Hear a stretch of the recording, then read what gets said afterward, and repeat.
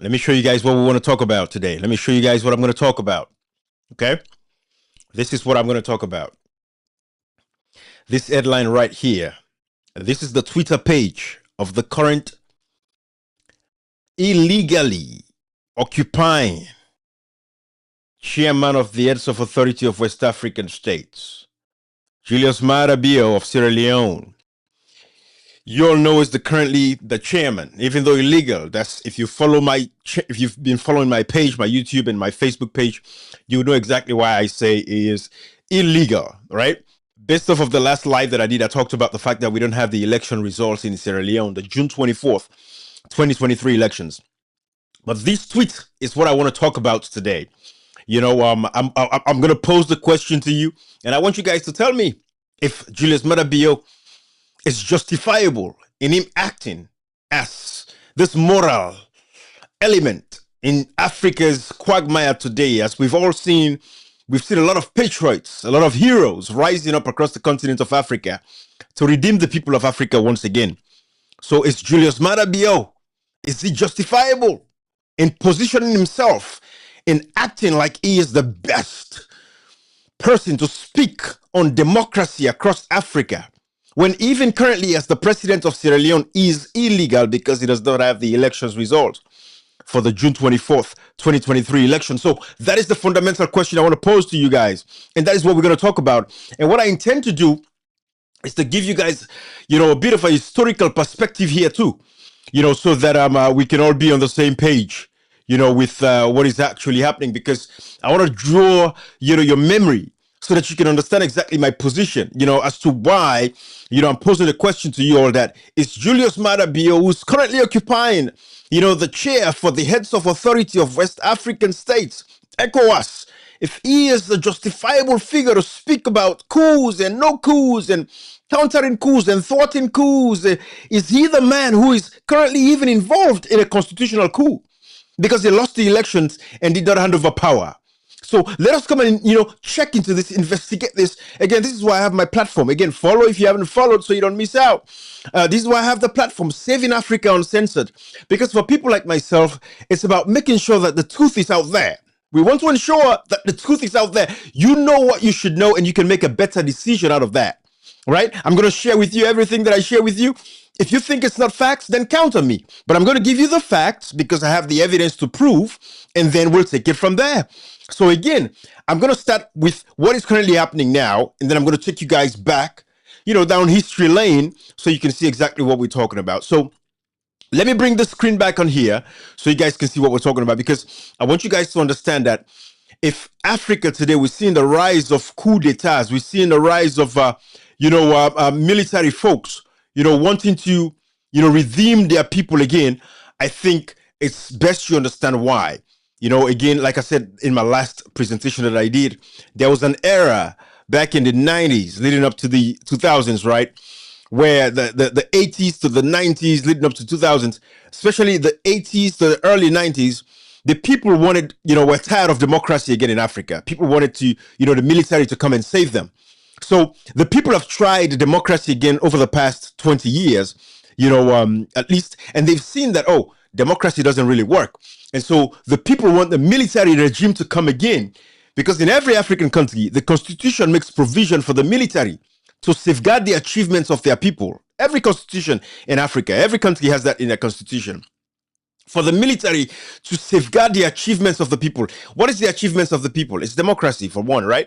So in a country where you have elections and the results are not there, nobody has the results in Sierra Leone. You can ask, don't quote me, go find out. The results, disaggregated data, polling station by polling station, it's not available.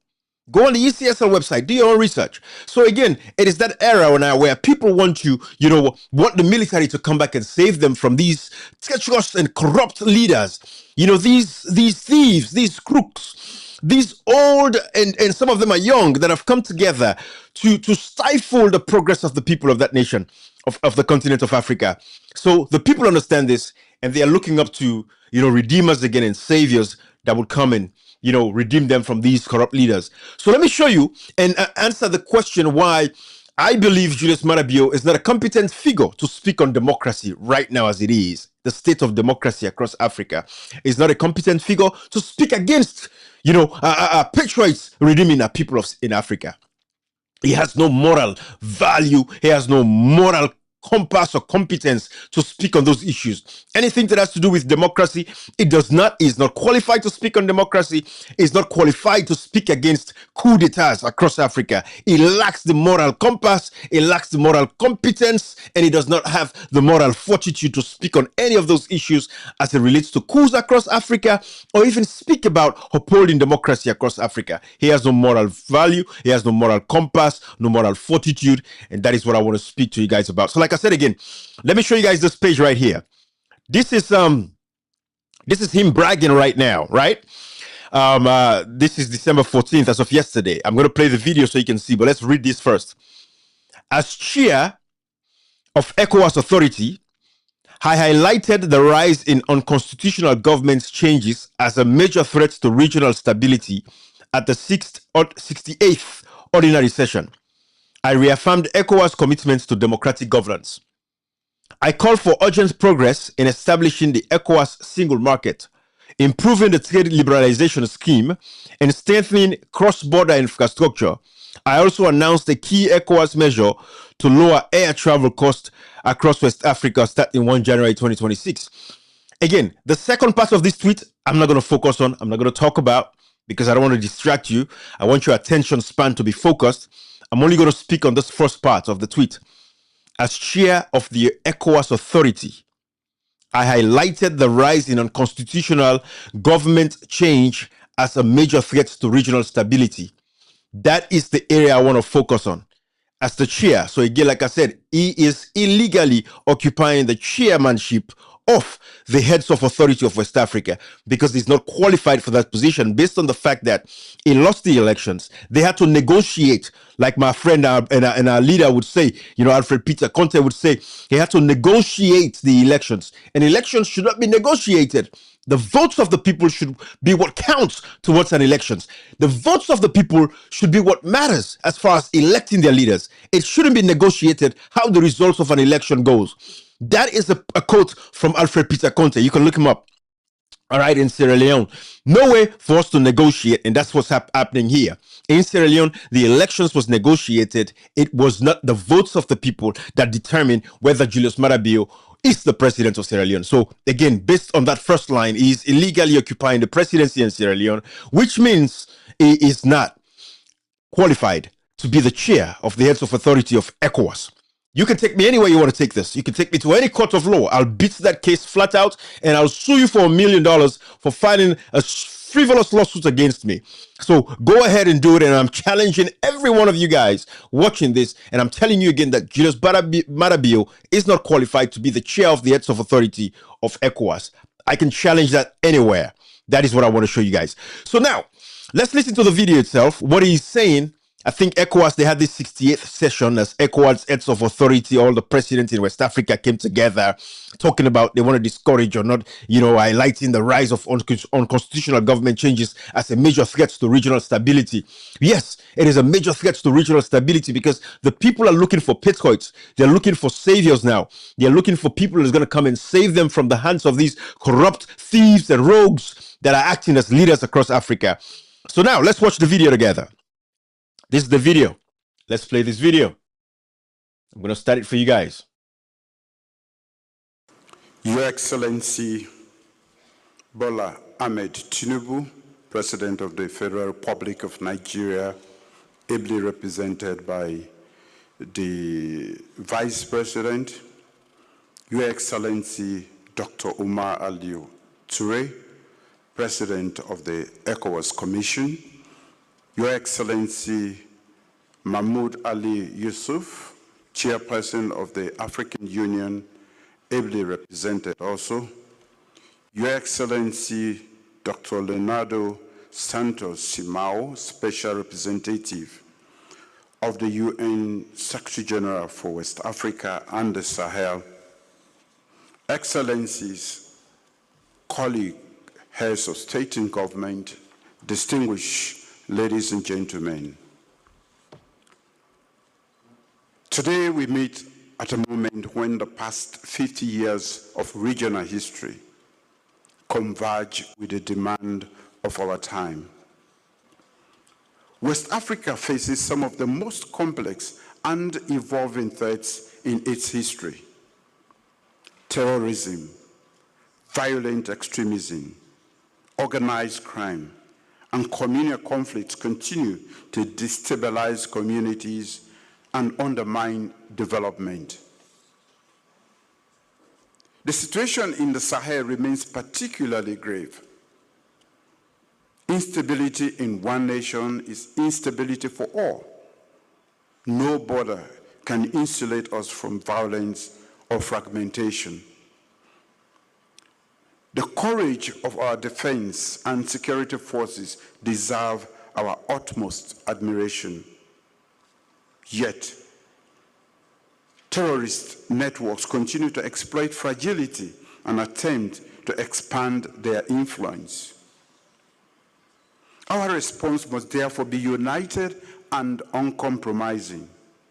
This live is focused basically solely on the fact that I'm challenging Julius Maada and every one of his people that he does not have the moral compass to discuss anything that has to do with saving democracy or talking about, against coup d'etats as it is across West Africa of the patriots, the military, and their people that are redeeming and trying to redeem the people of Africa that are in bondage under the clutches of oppression from people like himself, where Sierra Leoneans are today and under bondage, where Nigerians, Ghanaians, Ghana is fairly doing well, but the Benins, all of these countries across Africa, especially in the West African region, you look at the East African side, you look at, Uganda, Tanzania, Kenya, people are being oppressed and suppressed. They cannot speak up. No rights to free speech, no rights to protest. All of these are issues that are facing Africans today.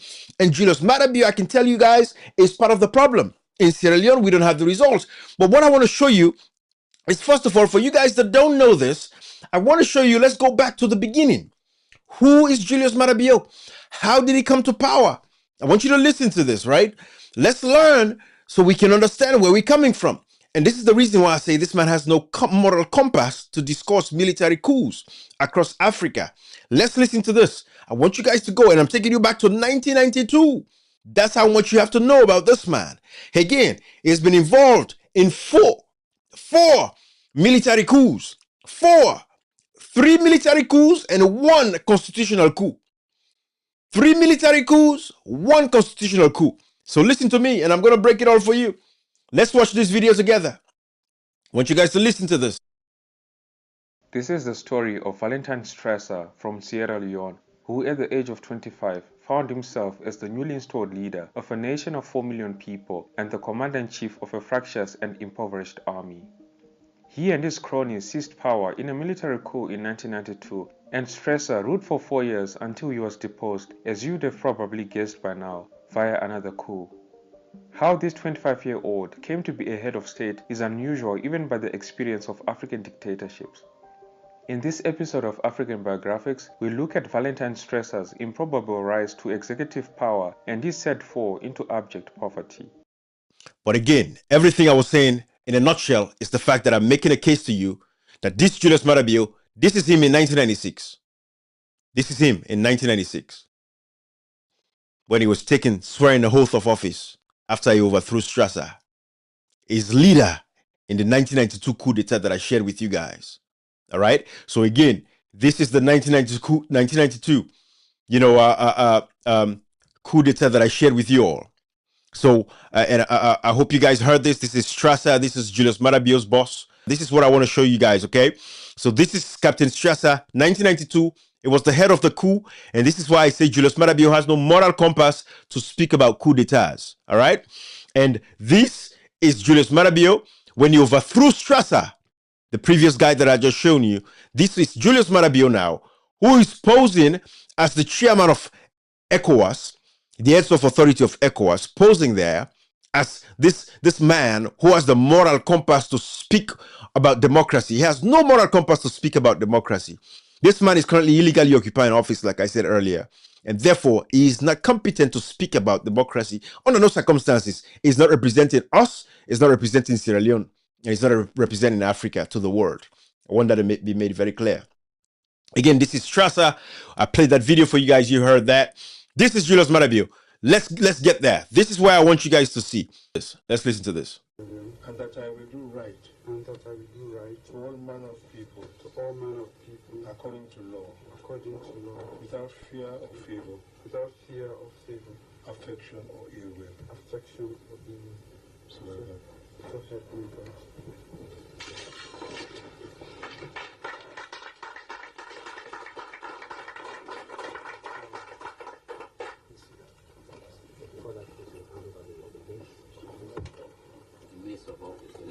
I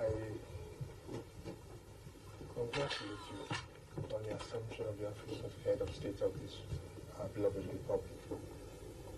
I wish for you every success in the discharge of the duties, of the honest duties of the highest office in the land.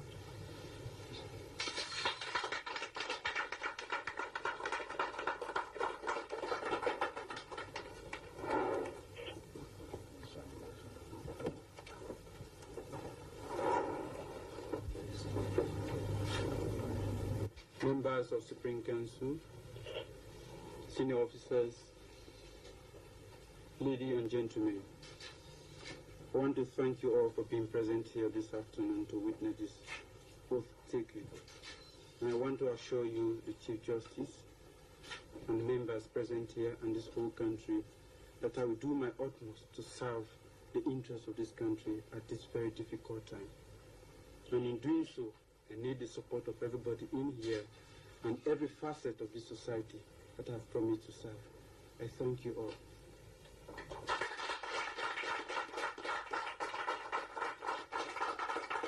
That is the room that is full of crooked people. But by the way, I want you guys to see that. If you're an African or wherever you are in the world, I want you guys to see that and know that this is why I tell you that Julius Maada has no moral compass to speak on coup d'etats across Africa or anywhere in the world. This is a man who's been involved in 4 coup d'etats, like I said earlier, when my mic was kind of muted there. 4 coup d'etats that he's been involved in. 1992 coup, which I've shared with you guys. 1996, which I just shared with you guys. And again, in 1996, 2 coup d'etats, where there's this video. In this party. Yes. Yes. When it was all dark and doom, I know where I stood until this party came back to power in 1996. I have never explained how they came to power, and we not do so tonight. That's true.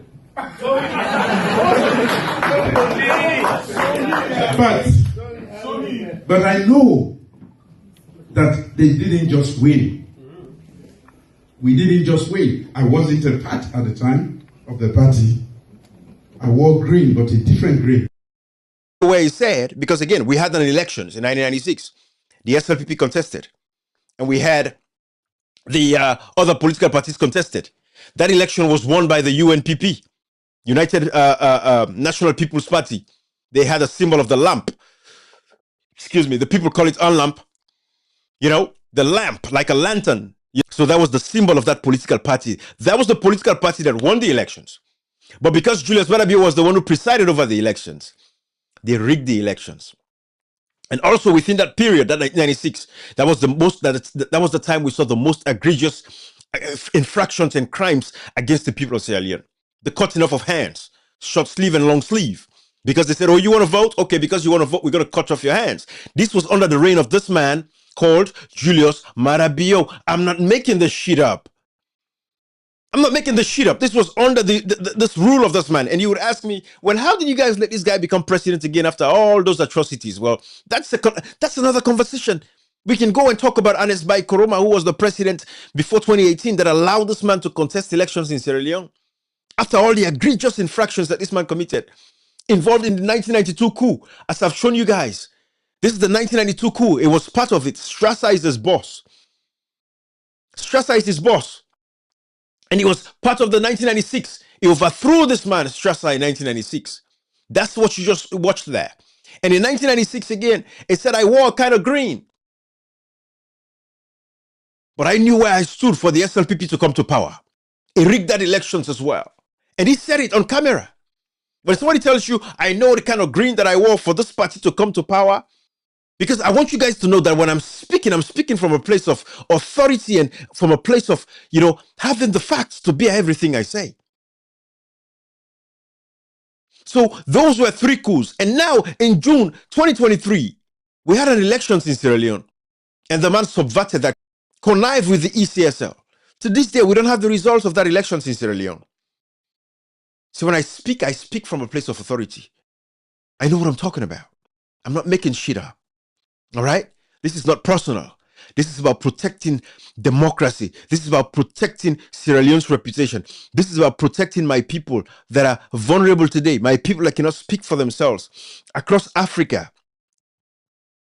So when you have these people like Julius Maada acting as, the chairman of the Heads of Authority of West Africa, I want you to know he has no moral compass to be occupying that position.